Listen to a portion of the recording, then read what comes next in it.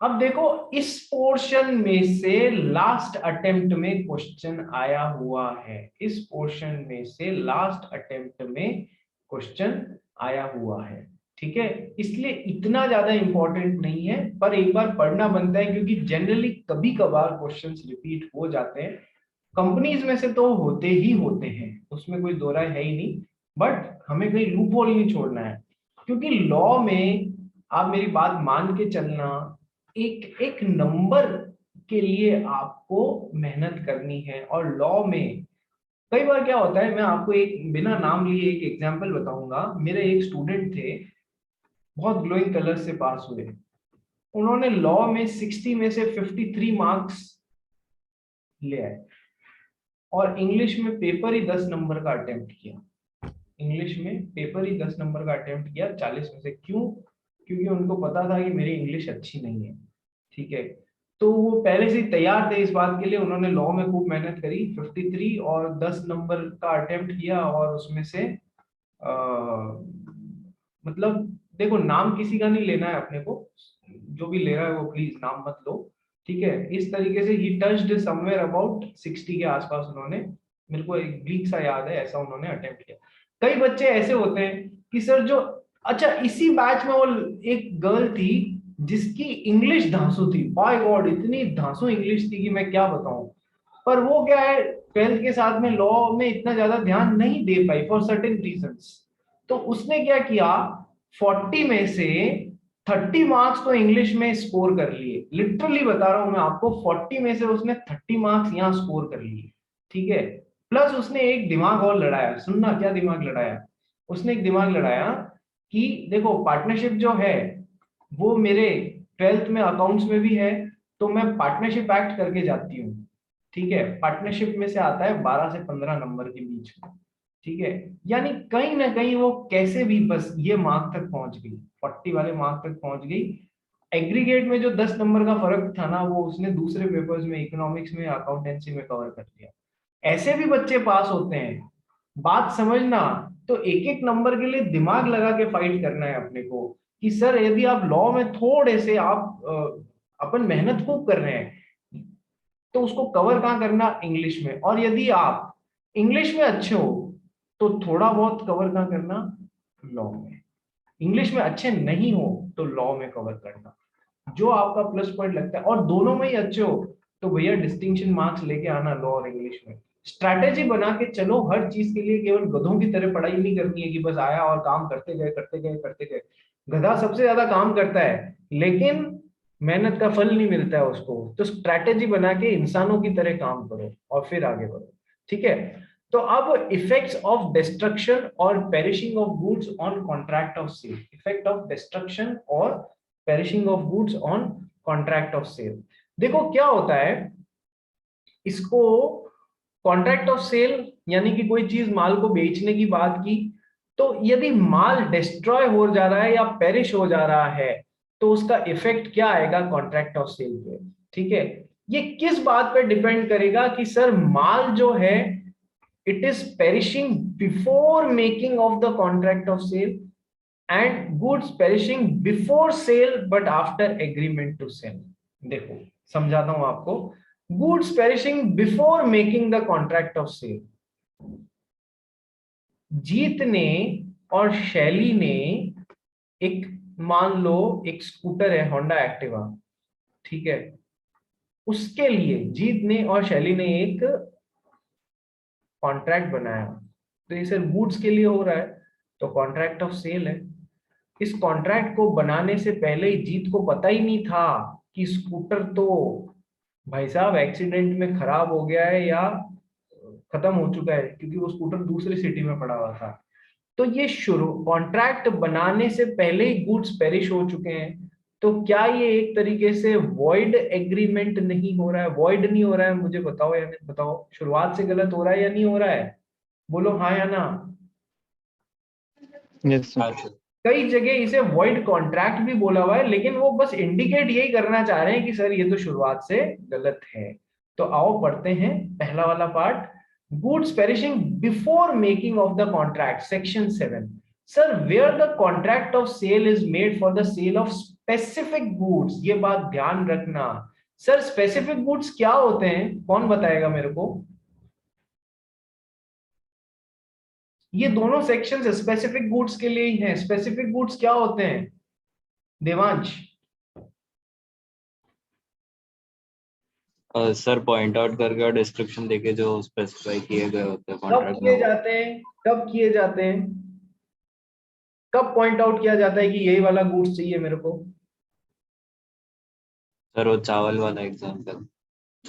at the time of making the contract, at the time of making the contract itself, जब हम specify कर देते हैं कि इन 4 गाड़ियों में से मेरे को तो ये वाली गाड़ी चाहिए, तो हमने at the time of making the contract he specify कर दिया कि हमें तो ये वाली स्पेसिफिक गुड्स चाहिए।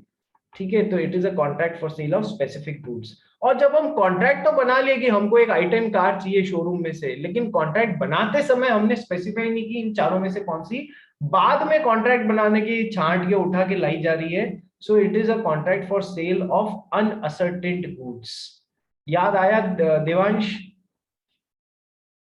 Yes sir.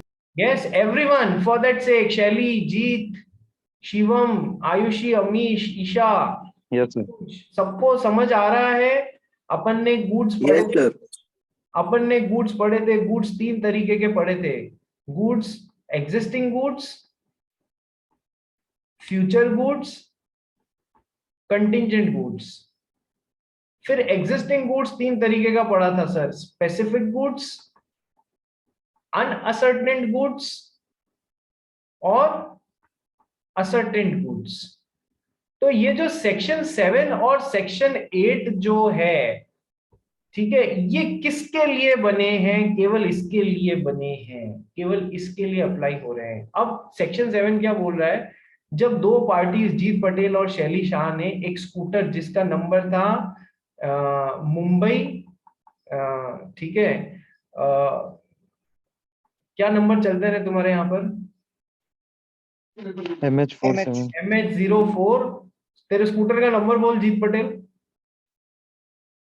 1905 MH04 1905, 1905 का खटारा स्कूटर लेके घूम रहा है, मजाक कर रहा हूँ, हाँ ठीक है। तो इसके स्कूटर का नंबर जिसका, इसका स्कूटर जिसका नंबर MH04 1905 है, ठीक है, उस स्कूटर को देने की बात हो रही है। यानी कि स्पेसिफिक गुड्स की ही बात हो रही है या नहीं हो रही है?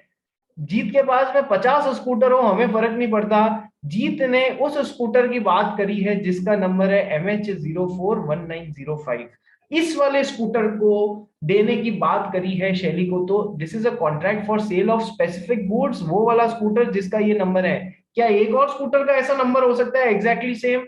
नहीं, एग्जैक्टली सेम दो नंबर्स दो स्कूटरों के नहीं हो सकते हैं। तो हम यहाँ पर किसकी बात कर रहे हैं?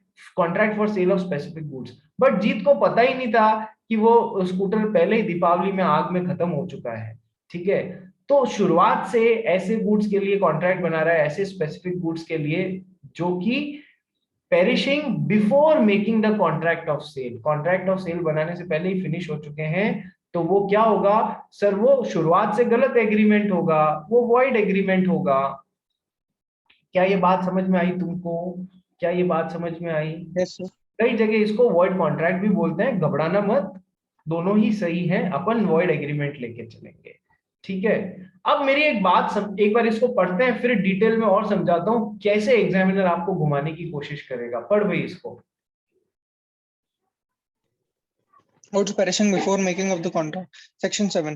Where the contract of sale is made for the sale of specific goods, and when the contract was made, the goods have, without the knowledge of the seller, destroyed or so damaged before making of contract as not to answer to description in the contract, then the contract of sale is void.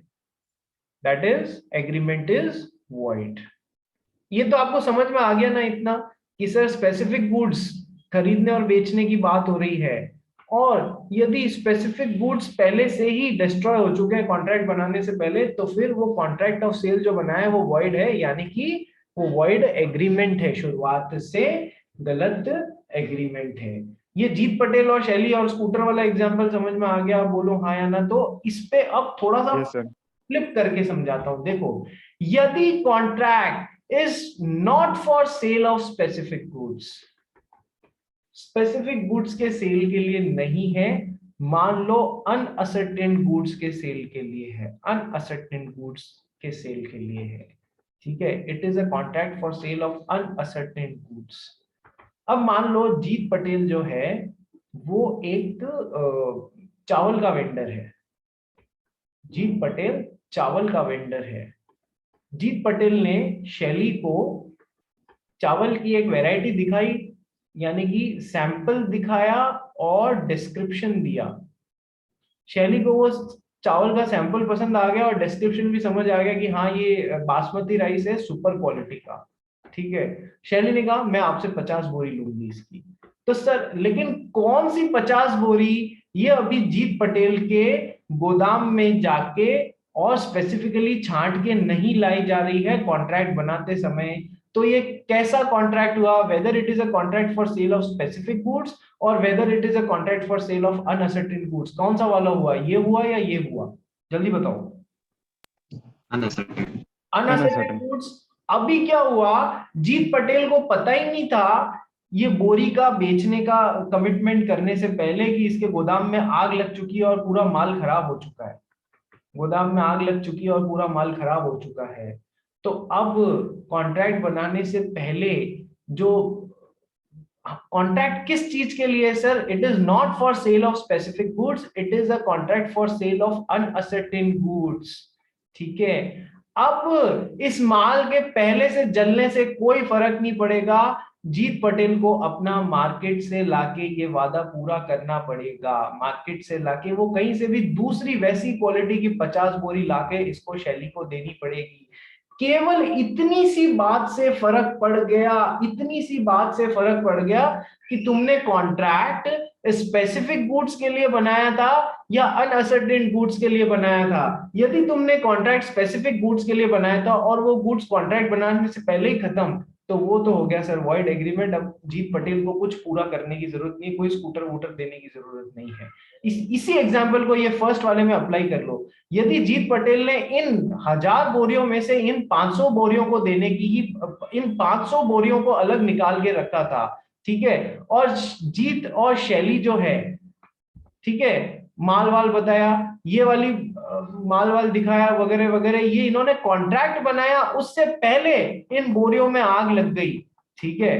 तो this is a contract for sale of specific goods. यहां पर जीत पटेल को कुछ देने की जरूरत नहीं है क्योंकि वो वॉइड एग्रीमेंट हो चुका है, ठीक है। लेकिन यदि जीत पटेल ने केवल सैंपल से या डिस्क्रिप्शन से चावल का वो शैली को बताया है, ठीक है, और अभी तक गुड्स, कौन से गुड्स सप्लाई होंगे, कौन सी 500 बोरी या 50 बोरी सप्लाई होगी ये पता नहीं है, then it is a contract of unascertained goods. अब इधर माल जो है उसमें पहले ही जीत पटेल के गोदाम में आग लग गई, उससे कोई फर्क नहीं पड़ता है।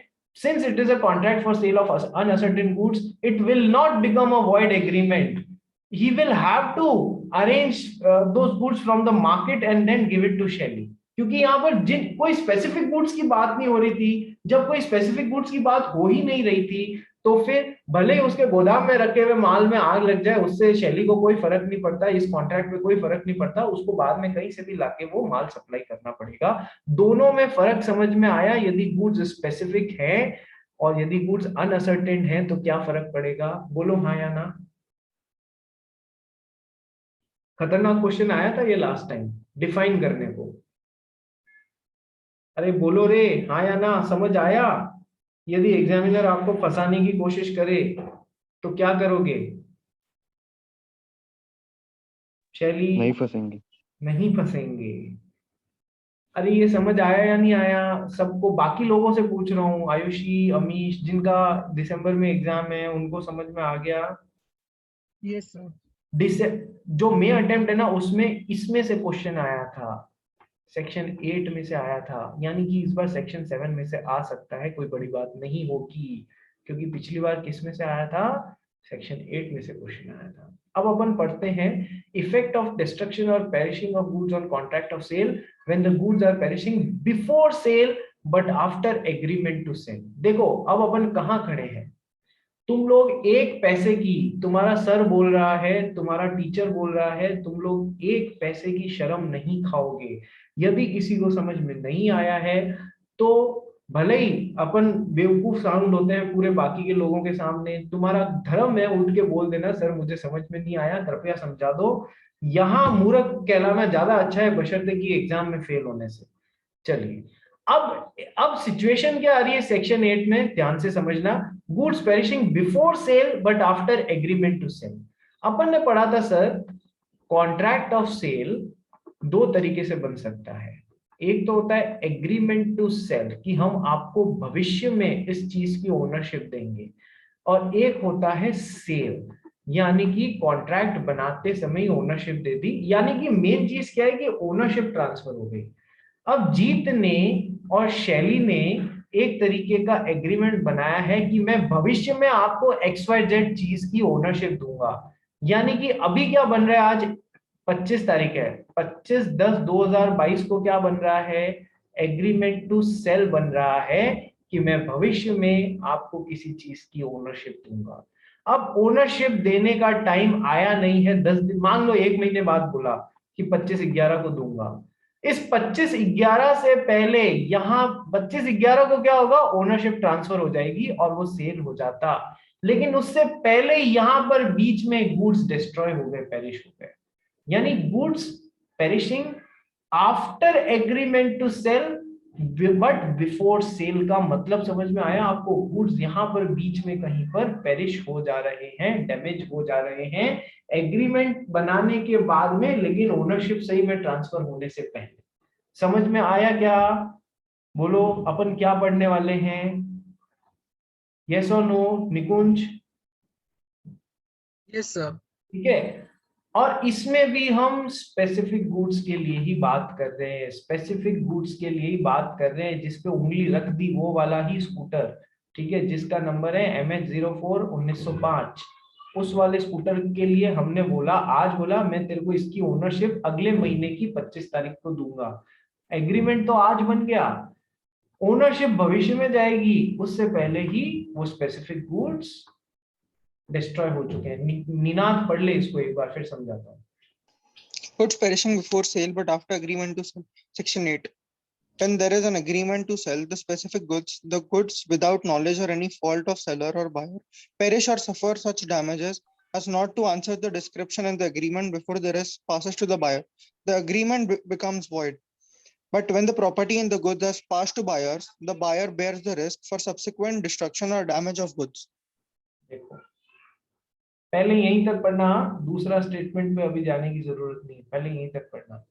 सर जहां पर हम स्पेसिफिक गुड्स की बात कर रहे हैं और बिना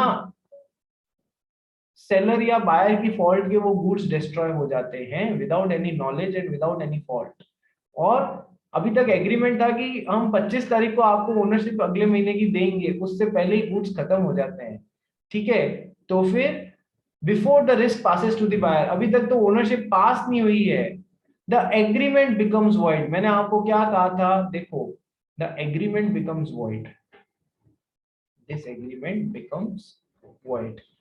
ऊपर वाले सेक्शन 7 में मैंने आपको क्या बोला था कि सर वॉइड एग्रीमेंट होता है, इसको कई जगह वॉइड कॉन्ट्रैक्ट भी बोला हुआ है, घबराना मत, और जहां वॉइड कॉन्ट्रैक्ट बोला हुआ है होना चाहिए उसको कई जगह वॉइड एग्रीमेंट भी बोला हुआ है। कहने का मतलब है वो वॉइड हो जाता है, उसे पूरा करने की जरूरत नहीं है। एक्चुअल में ये वॉइड वैलिड कॉन्ट्रैक्ट किस में कन्वर्ट हो जाएगा सर, वॉइड कॉन्ट्रैक्ट में कन्वर्ट हो जाएगा। यहां पर कॉन्ट्रैक्ट बन गया या एग्रीमेंट बन गया, ये एग्रीमेंट अब यहां पर पूरा किया जाना था, लेकिन बीच में ही आग लगने के कारण या कुछ ऐसा इवेंट हो जाने के कारण अब ये स्कूटर ही डिस्ट्रॉय हो गया। तो क्या अब इस एग्रीमेंट या कॉन्ट्रैक्ट को पूरा किया जा सकता है? नहीं सर, इस एग्रीमेंट या कॉन्ट्रैक्ट को पूरा नहीं किया जा सकता है। इसलिए वैलिड कॉन्ट्रैक्ट किस में कन्वर्ट हो जाता है, वॉइड कॉन्ट्रैक्ट। अरे मैंने तुमको बताया था ना कि भान्यमी ने शैली को एक स्कूटर देने की बात की थी अगले महीने की 25 तारीख को, लेकिन 25 तारीख से पहले स्कूटर का ऐसा एक्सीडेंट हुआ कि अब उस स्कूटर को देना पॉसिबल नहीं है। तो ये वैलिड कॉन्ट्रैक्ट किस में कन्वर्ट हो रहा है, वॉइड कॉन्ट्रैक्ट में कन्वर्ट हो जा रहा है, वॉइड कॉन्ट्रैक्ट में कन्वर्ट हो जा रहा है। वही चीज तो यहाँ अप्लाई हो रही है, कॉन्ट्रैक्ट या एग्रीमेंट टू सेल बन गया, लेकिन अभी तक पूरा करें उससे पहले ही बीच में डिस्ट्रॉय हो गया, तो सर ये वैलिड कॉन्ट्रैक्ट किस में कन्वर्ट हो रहा है, वॉइड कॉन्ट्रैक्ट में कन्वर्ट हो रहा provided it is a contract for sale of specific goods. बात समझ में आ गई? बोलो हाँ या ना। Yes, sir. Yes Yes, sir. Everyone. यही देखो, एक मिनट और लूंगा निकुंज, रुकना। यही देखो, एक शोरूम ओनर था जीत पटेल,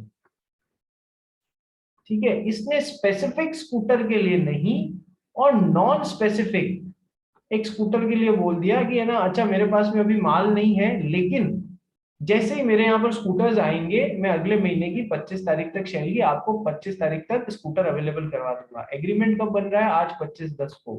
पूरा कब होगा? 25/11 को, ठीक है। बट यहाँ पर तो स्कूटर थे ही नहीं, तो ये स्पेसिफिक के लिए नहीं, ये अनअसर्टेन्ड गुड्स के लिए हो रही है, अनअसर्टेन्ड गुड्स के लिए हो रहे हैं। फॉर एग्जाम्पल, अब यहाँ पर ये अनअसर्टेन गुड्स यहाँ पर पड़ा हुआ है, वगैरह वगैरह बातें हो रही है, आग लग जाती है, कोई फर्क नहीं पड़ता, इसको वैसा दूसरा स्कूटर शैली को देना पड़ेगा। If it is a contract not for specific but uncertain goods, sir वो वॉइड कॉन्ट्रैक्ट नहीं बनेगा, उसको अपना वादा पूरा करना पड़ेगा। क्या सेम चीज जो मैंने ऊपर पढ़ाई थी वही चीज यहाँ पर अनअसर्टेन के लिए भी बोल रहा हूँ। So that is all. ये इंपॉर्टेंट होता है एग्जामिनेशन पॉइंट ऑफ व्यू से। अब बता निकुंज, क्या प्रॉब्लम हुई तेरे को? सर अगर ओनरशिप समझो कि 1 महीने में ट्रांसफर कर देगा और पोजेशन 2 महीने के बाद ट्रांसफर करेगा, और ओनरशिप और पोजेशन के बीच का जो टाइम था उसमें अगर गुड्स पेरिश हो जाते हैं तो क्या होगा? यदि ओनरशिप यही बोल रहे हैं तू कि सर, अब एग्जाम्पल हो रहा है, जीत पटेल ने ओनरशिप दे दी किस चीज की? स्कूटर की। स्कूटर स्पेसिफिक है ना, वही MH04 1905 वाला, ठीक है, स्पेसिफिक है। उन गुड्स की ओनरशिप दे दी शैली को, यानी property in the goods have passed, ठीक है। ओनरशिप ऑलरेडी दे दी है, स्पेसिफिक गुड्स में ओनरशिप पास हो चुकी है, लेकिन अभी तक डिलीवरी नहीं गई है, यही बोल रहा है, डिलीवरी देनी बाकी है। और डिलीवरी देनी बाकी, अपनी ओनरशिप ट्रांसफर हो गई, यानी कि ये सेल तो हो चुका है या नहीं हो चुका है? सेल और एग्रीमेंट टू सेल में से सेल तो हो चुका है, अभी तक डिलीवरी देनी बाकी है। और अभी बीच में आग लग जाती है, तो कल एक गोल्डन रूल बताया था, रिस्क किसकी होती है? ओनर की होती है ना, risk passes with the ownership. जो जिस समय कॉन्ट्रैक्ट को, मतलब माल को कुछ नुकसान हुआ है, उस समय यदि किसी पार्टी की गलती के कारण हुआ है, तब तो वो रिस्क बेयर करेगा, वो उसको नुकसान की भरपाई करनी पड़ेगी। लेकिन इसकी भी गलती नहीं थी, इसकी भी गलती नहीं थी, पर वो माल खराब हो गया, ठीक है, तो जो उस समय उन गुड्स का ओनर होता है, उसको उस गुड्स के नुकसान की भरपाई उठानी पड़ती है। अब यहाँ ओनरशिप ट्रांसफर हो गई, भले ही माल नहीं मिला, इसकी भी गलती नहीं थी, इसकी भी गलती नहीं थी, और माल पहले ही खराब हो गया, तो भी रिस्क किसकी रही? न्यू ओनर की। बात समझ में आ गई? बहुत सिंपल है, बहुत सिंपल नियम है यार, इसमें घबराने की तो अपने को कोई जरूरत ही नहीं है। कल हम लास्ट टॉपिक करेंगे असर्टेनमेंट या फिक्सेशन ऑफ प्राइस, कि एक प्राइस कैसे फिक्स होती है। याद रखना, ये इस बार इस वालों से भी ज्यादा इंपॉर्टेंट ये वाला पोर्शन है, कि एक जब मिस्टर एक्स मिस्टर वाई को कोई माल बेच रहे हैं, तो उसमें प्राइस कैसे फिक्स होगी, उसमें प्राइस गुड्स की कैसे फिक्स होगी, ये इंपॉर्टेंट है इस बार के एग्जाम के लिए। ध्यान रखना, बहुत ध्यान से पढ़ना, और ये करते ही हमारा पहला चैप्टर खत्म हो जाएगा, हमारा पहला चैप्टर खत्म हो जाएगा, ठीक है। चलिए, ये तो हो गई एक बात। कल कितनी बजे रखे क्लास, अब ये बताओ?